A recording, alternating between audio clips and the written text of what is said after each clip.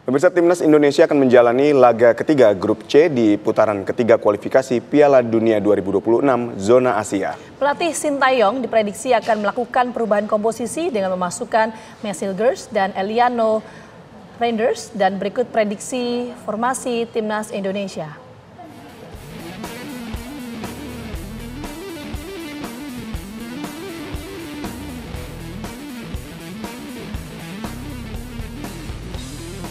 Ya, di posisi kiper ada Paes di situ, kemudian ada Hilgers, Fides dan Rido di lini belakang. Kemudian di lini tengah ada Verdong, Haye, Jenner dan Walsh. Dan di lini serang ada Orat Mangun, Struik dan Reinders. Ini akan menggunakan strategi 3-4-3 dan dengan pelatih Sintayong yang akan berusaha untuk mengalahkan Bahrain untuk merebut posisi ketiga di klasemen Grup C saat ini.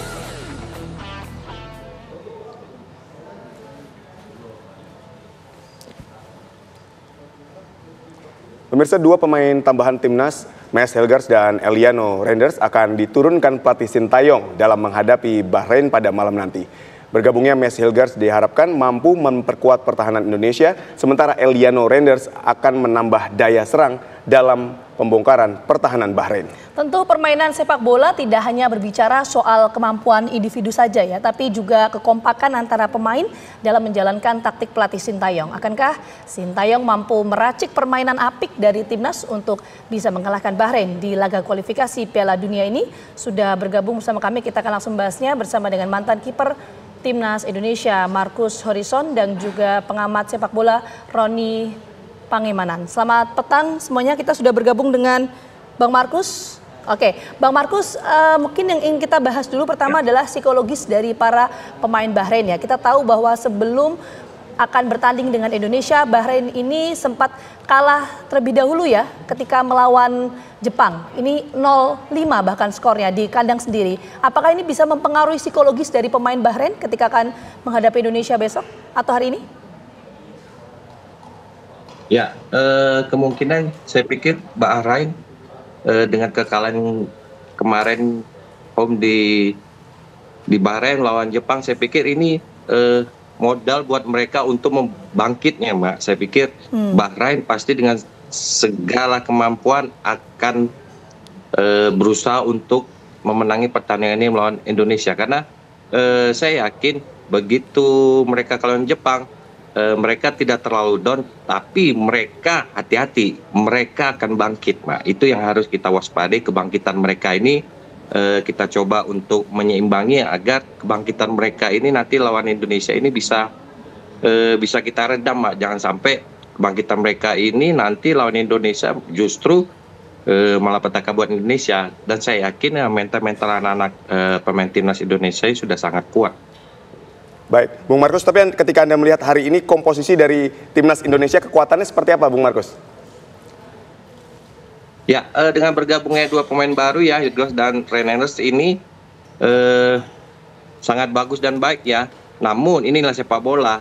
Mudah-mudahan dua pemain baru ini bisa cepat beradaptasinya, Pak. Jangan sampai pemain dua baru ini masuk masih berkurangnya adaptasi dengan pemain-pemain yang lama. Dan saya pikir dengan masuknya dua pemain ini yang mereka juga pengalaman, ya mungkin mereka masih bisa lah untuk beradaptasi dengan pemain-pemain lain. Dan kita harapkan tuh dengan 11 pemain yang dihadapi nanti Bahrain ini bisa untuk melawan meredam lah kekuatan Bahrain ini. Oke, kita menuju ke Bung Ropan. Kok tadi Bung Marcus menyampaikan bahwa kekalahan dengan Jepang ini menjadikan Bahrain lebih berhati-hati ya ketika nanti akan melawan Indonesia. Apa yang kemudian harus diwaspadai dengan kondisi psikologis dari pemain Bahrain seperti ini? Iya, sudah pasti mereka terpukul ya dengan kekalahan 0-5 di kandang pula. Karena mereka sebelum kalah lawan Jepang kan mereka bisa mencuri kemenangan di luar dugaan, membuat sensasi besar mengalahkan Australia. Yang mestinya Australia bisa menang. Itu yang membuat mereka agak shock. Tapi mereka coba untuk sekarang bagaimana melihat ke depan, melupakan pertandingan melawan Jepang. Dan mereka sekarang fokus untuk menghadapi Indonesia. Pelatih mereka, Dragan Talazic, sudah bilang bahwa mereka butuh menang. Apapun itu. Jadi judulnya tidak perlu dengan 2-0, 3-0, 1-0 cukup. Yang penting 3 poin. untuk mengembalikan lagi rasa percaya diri bagi pemain-pemain Bahrain. Tapi yang mereka akan hadapi adalah Indonesia yang sudah berbeda jauh dengan Indonesia yang tampil di Piala Asia di Qatar Januari yang lalu. Ketambahan amunisi-amunisi baru di pemain diaspora yang sudah menjadi warga negara Indonesia saat ini, itu dirasakan itu akan mengganggu konsentrasi mereka, persiapan mereka menghadapi kita. Mereka tahu yang masuk seperti Eliano, seperti Mes Hilgers, sekarang sudah ada Jai, ada Verdong, ada Martin Pas. Inilah pemain-pemain yang punya kualitas grade A yang bagus. Itu yang membuat mereka antisipasi. Agak was-was juga, karena mereka tahu dengan kualitas pemain-pemain ini dan mereka sudah menyaksikan video atau rekaman pertandingan Indonesia lawan Arab dan Indonesia lawan Australia yang begitu kuat, terutama di jantung pertahanan kita, di mana kita tidak kebobolan clean sheet melawan Australia dan hampir mengalahkan Arab Saudi. Itu yang melatar belakangi mereka sekarang itu berhati-hati melawan kita, karena mereka melihat ini ketambahan pemain yang membuat tim asuhan STY ini makin kuat. Begitu. Baik, Bung Ropan dan Bang Markus kan menyebut dua nama ya, Mes Hilgers dan Eliano ini. Seberapa penting peran kedua pemain ini, baik di lini depan dan di lini belakang? Iya, kalau saya diminta untuk melihat dua pemain ini, mereka datang pada waktu yang tepat. Ketika Indonesia akan melakoni laga tandang 2 kali melawan Bahrain dan Cina, kehadiran ini di dua posisi yang berbeda yang sangat dibutuhkan. Betul. Di saat kita melawan Bahrain, kita tidak ada Justin Hotner yang kena akumulasi, jadi atau cedera, bukan akumulasi, cedera, sehingga Yasin ini bisa diisi posisinya oleh Mes Hilgers dengan bermain 3-4-3 dari STY. Tentunya dia bersama Jai Isyes dan Rido akan bermain di awal, jadi starting 11. Jadi sangat penting buat kehadiran Mes Hilgers yang begitu kuat di belakang. Eliano, kita butuh pemain yang bisa membantu serangan kita. Lini serang kita kan selama ini agak dikeluhkan oleh STY, kurang begitu greget ya. Walaupun kita punya Ragnar dan punya Rafael, kita butuh satu pemain lagi. Walaupun ini sebenarnya pemain yang lebih melebar. Itu posisi dari Eliano itu lebih ke winger. Tapi kita sangat kuat dengan ada Eliano, sehingga serangan kita bisa bervariasi. Kebetulan Eliano itu adalah lebih spesifik sebagai pemain yang di winger. Kelemahan dari Bahrain itu ada di posisi winger. Bek kiri, bek kanan mereka itu agak lemah saat menghadapi Jepang. Disinilah ketika Jepang bisa mendapatkan 5 gol mereka ambil dari sisi flank, sisi winger ini. Nah, Eliano itu pada posisi yang tepat untuk bisa mengganggu Al-Khalasi. Kemudian Ragnar juga bisa mengganggu di posisi kanan. Ada Vincent Emmanuel yang dianggap lemah melawan Jepang. Kita punya keuntungan dengan seorang Eliano. Bermain sangat cepat tentunya dengan Eliano dan Ragnar. Sehingga ini yang membuat bahwa ada rasa percaya diri. Kita bisa mengalahkan Bahrain jika dimanfaatkan dengan baik. Sama seperti ketika Jepang melakukan ini untuk bisa mengalahkan Bahrain di markas mereka, gitu. Oke, baik. Bung Ropan, kalau kita bicara soal sepak bola ini kan tidak hanya kemudian bicara soal psikologis atau mental pemain, tapi juga bicara soal wasit. Karena informasi kami dapatkan ini Ahmed Alkaf asal Oman dikabarkan akan menjadi wasit dalam pertandingan Indonesia versus Bahrain ya. Nah, ini kita tahu bahwa wasit ini kan memiliki catatan yang cukup kontroversial ketika memimpin laga pertandingan sepak bola. Ini bagaimana pengaruhnya terhadap pertandingan nanti malam? Ya, kita berpikir positif aja ya. Walaupun ini wasit yang dianggap kontroversial ya ketika di Piala di Liga Champions Asia saat memimpin Ronaldo Seiss dan kawan-kawan, ada 10 kartu dilakukan, 10 kartu kuning dan 1 kartu merah. Menguntungkan juga bagi Arab Saudi saat di U23 kemarin ya di April Piala Asia. Tapi kita melupakan itu.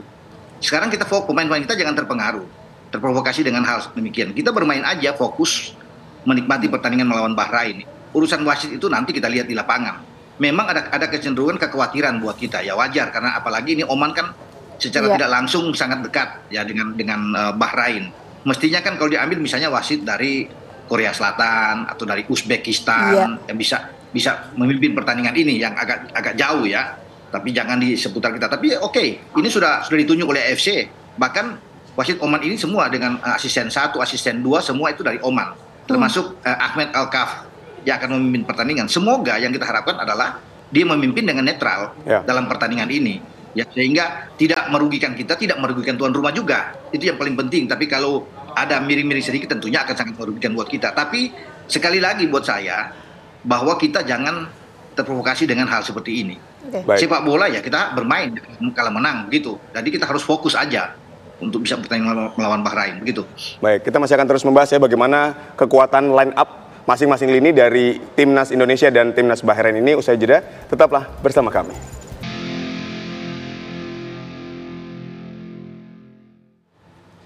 Oke, kita sebelum mendalami lebih lanjut mengenai komposisi pemain atau timnas Indonesia, kita mau mendalami lagi tadi pernyataan yang disampaikan oleh Bung Ropan yang menyampaikan bahwa adanya wasit yang kontroversial yaitu Ahmed Alkaf dari Oman ini dinilai memiliki kedekatan dengan Bahrain. Kita menuju ke Bung Markus, lantas seberapa signifikan peran wasit ini bisa mempengaruhi faktor kemenangan ketika pertandingan, Bung Markus?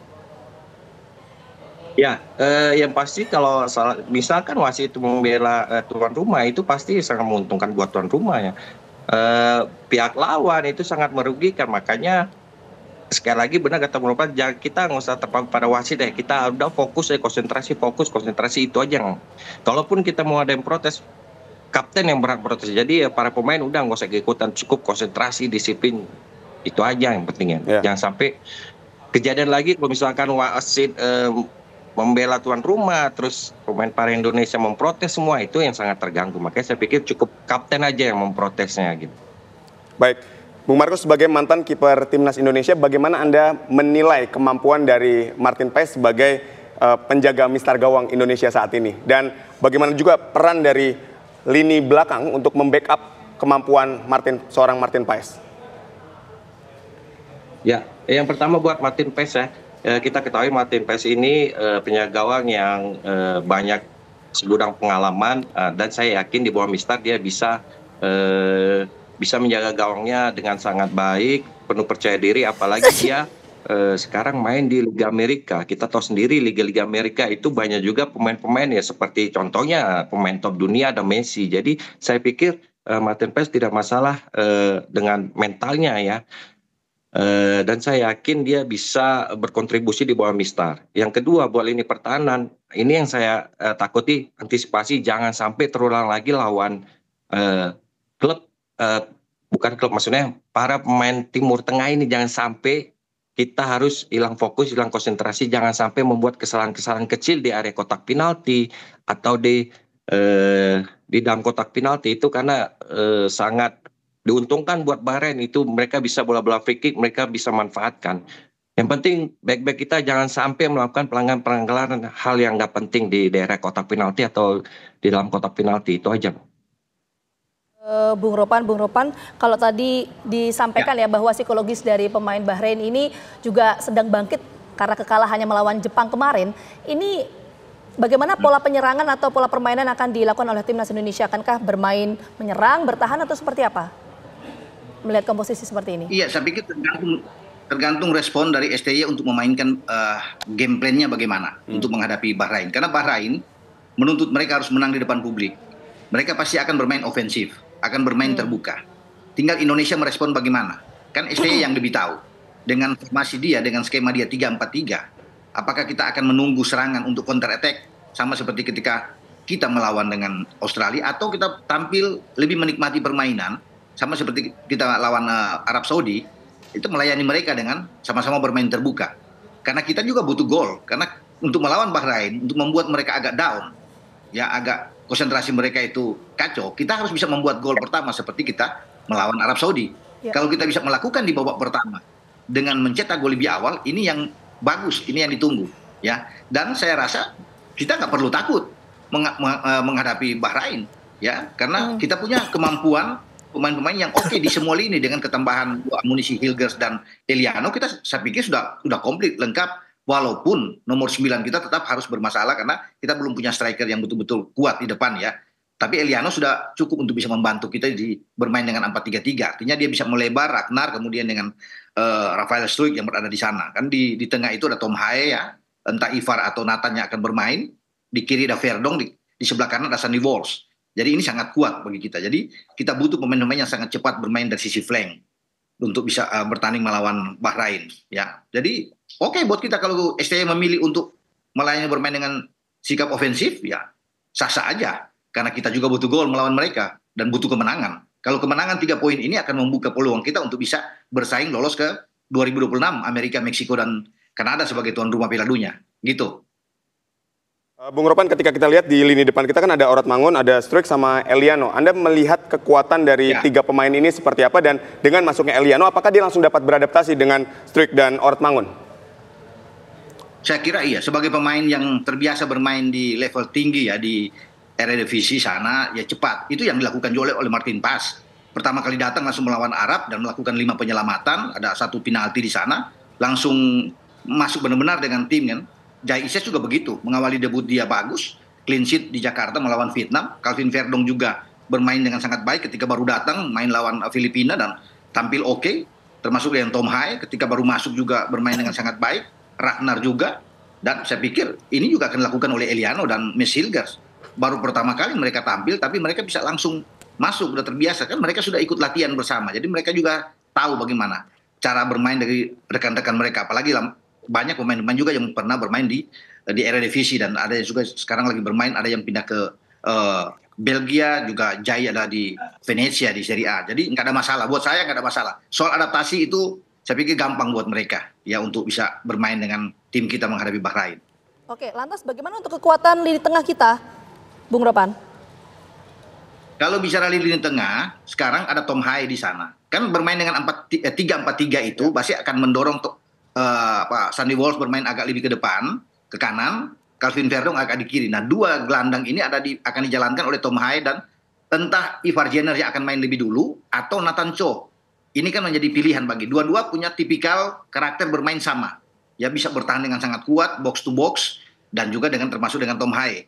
Jadi kalau 2 pemain ini ditampilkan dengan entah saya bilang Ivar untuk menampingi Tom atau dengan Nathan menampingi Tom, bagus buat saya. Oke, bahkan ada kemungkinan mungkin ya kalau memang ini ada sedikit agak radikal dalam tanda kutip, bisa aja Jordi Amat didorong bermain di posisi gelandang, bisa aja. Tapi kan tentunya ini akan menjadi pemikiran yang bagi STY tentunya dia tidak mau berspekulasi untuk memainkan Jordi. Sudah paling pas dengan salah satu Ivar atau dengan Nathan mendampingi Tom. Nah, ini penting karena 2 pemain ini bagus dalam merebut bola. Gelandang-gelandang dari Bahrain itu bagus. Al Mahrun pemain yang bagus, Al Katan juga, Azwar juga gelandang-gelandang yang baik. Ali Madan juga pemain yang bagus di posisi tengah mereka, dan mereka inilah yang selalu mensuplai bola ke depan ke Abdul Jabbar di sana dan Al Sawat. Jadi ya memang pertarungan itu ada di tengah saya pikir. Jadi siapa yang unggul di tengah ya bagus buat pertandingan ini. Dan saya rasa Tom Hai bisa melakukan itu bersama dengan Ivar atau dengan siapapun itu, dengan Nathan. Kita masih kuat di tengah karena posisi kunci kita ada di situ memang. Baik, kita ke Bang Markus. Bang Markus, kan kita lihat bahwa penampilan Martin Paes ini sangat luar biasa apik berada di bawah Mister Gawang. Nah, bagaimana kemampuan dari seorang Martin Paes ini dapat menunjang mereka yang berada di lini depannya, artinya berada di posisi pertahanan. Ini bagaimana? Apakah meningkatkan kepercayaan seorang kiper yang hebat dapat meningkatkan kepercayaan diri dari lini pertahanan kita? Di sana ada Rido, kemudian ada Hilgers dan ada Izes di sana. Ya, sebuah tim kalau memiliki kiper yang sangat bagus, sangat percaya diri, kemudian pasti lini pertahanan juga akan sangat tampil lebih percaya diri, karena mengingat kalau seandainya kiper kita tidak percaya diri, pasti lini pertahanan juga tidak akan percaya diri, masih meragukan keahlian kipernya. Makanya dengan kehadiran Martin Paes, dengan dia penuh kepercayaan diri, tampil bagus.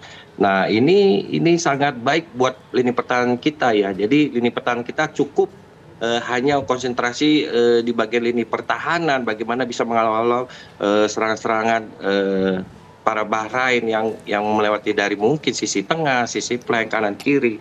Itu yang saya maksudkan tadi. Makanya saya berpikir Martin Paes ya sudah sangat klop, sudah bagus, dan mudah-mudahan lini pertahanan itu tadi jangan sampai melakukan kesalahan-kesalahan kecil yang tidak perlu terjadi, karena ini takutnya menguntungkan buat Bahrain. Dia memanfaatkan bola-bola free kick, dia memanfaatkan apalagi di dalam kotak penalti ya. Ini pemain-pemain Timur Tengah ini sangat pintar-pintar diving semua ini. Makanya itu harus hati-hati lini pertahanan kita. Oke, itu peran strategis posisi kiper ya. Bagaimana untuk lini tengah kita, Bung Markus?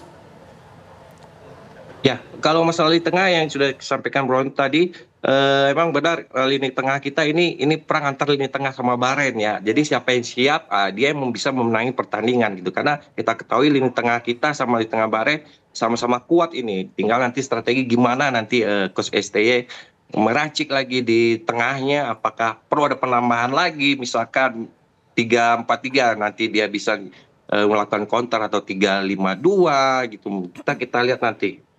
Baik, prediksi pertandingan antara Timnas Indonesia melawan Bahrain. Kan kita sudah mengulas nih bagaimana kekuatan dari Bahrain maupun kekuatan dari Timnas Indonesia. Prediksi skornya mulai dari Bang Markus, baru kita ke Bung Ropan. Silakan Bang Markus. Saya cukup menang 1-0 aja. Oke. Indonesia menang 1-0. Siap. Kalau Bung untuk Ropan? Bung Ropan? Ya, terus.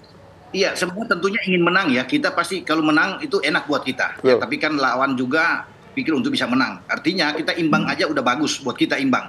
Kalau menang seperti Markus bilang 1-0 itu tidak akan banyak. 2-1 buat kita. Cuma saya lebih cenderung ini pertandingan draw buat saya. Oke, ya. prediksinya pertandingan akan draw. Nanti kita sama-sama menyaksikan ya bagaimana pertandingan Indonesia versus Bahrain. Sekali lagi terima kasih banyak untuk Bung Ropan dan juga Bung Markus atas waktunya sudah bergabung bersama kami di Kabar Petang. Sehat selalu.